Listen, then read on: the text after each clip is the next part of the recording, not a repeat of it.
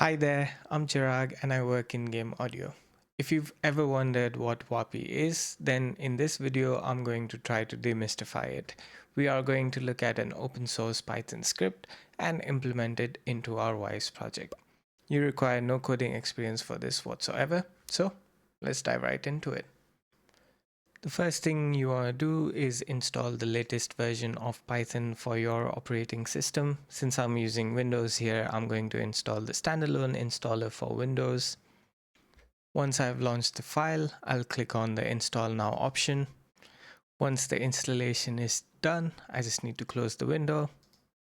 Next step, we want to install the dependencies for waapi-client. So we'll copy this code and paste it into command prompt. Since I have waapi-client already installed, it says requirement already satisfied, but if you haven't installed it, it'll show a bunch of download steps and then you'll have waapi-client installed on your machine. Next, we are going to look at downloading and installing an IDE. An IDE is an integrated development environment which you can use to modify and execute your scripts. For Python, I highly recommend PyCharm, but you can use Visual Studio Code or any other coding editor that you are comfortable with. The installation for this software is quite easy, so you can just press next and go through it normally. I already have it installed on my PC. Next up, we are going to look at our Python script. Currently, I have a repo opened by Bernard Roderick from Audiokinetic, who has kindly created some free scripts which are open source and we can use them in our Wwise project. The script that we are going to look at today is auto-create events. This script automatically creates play events on the selected objects in Wwise, and this is helpful in the context of multiple people working on the Wwise project with source control and having to check out the default work unit every time. This will replicate the hierarchy you have in your actor mixer into your events work unit hierarchy as well. So let's look at the script. In this video, I won't be going over the script too much. We are just going to copy and paste it into our own project and make it work for us. So let's open PyCharm. If you haven't opened PyCharm before, you might have a different opening screen, in which case I recommend you to create a new project.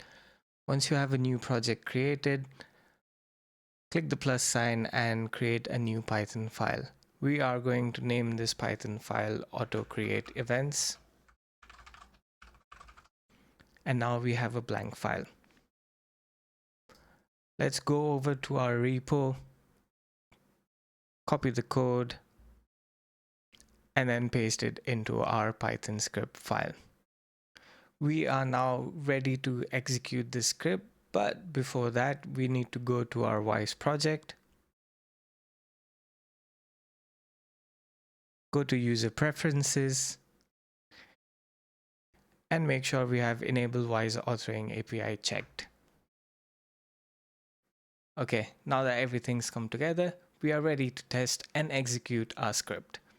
In Wwise, I'm going to select the character footstep object, go to my script in PyCharm, and on the top, I'm going to click on Run Auto Create Events.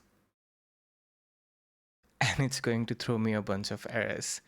Currently, it's complaining about there is no current event loop in thread main thread.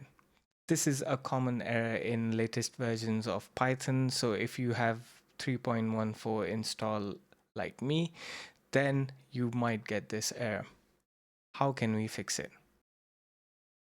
On top at line 5, we are going to import asyncio. Then let's scroll down to line number 72 and enter this block of code. This block of code is basically going to try to get the async IO get running loop, and if it throws a runtime error, it's automatically going to create a new loop. Let's try to run our script after this fix. Boom, and it's throwing me some more errors. So this time it's complaining about already has a child with the same name. This can happen when you already have some of the work units or folders created in your hierarchy, and this happens because of set arguments uses onName conflict property. If this property is not specified, it will fail automatically. So how do we fix it? Let's scroll down to line number 116 and enter onName conflict and set this mode to merge. This should fix it. So let's run the script again. And finally, it's done something. Let's go to our Wise project. And you can see now that it's created a character footstep folder, and it's created a play character footstep event. So the script is now finally working. I highly recommend you bookmark these two pages for API references and Wise object references. Just dive into documentation a bit. Look at the examples they have on their website, and you have enough resources if you want to learn and you are passionate about it.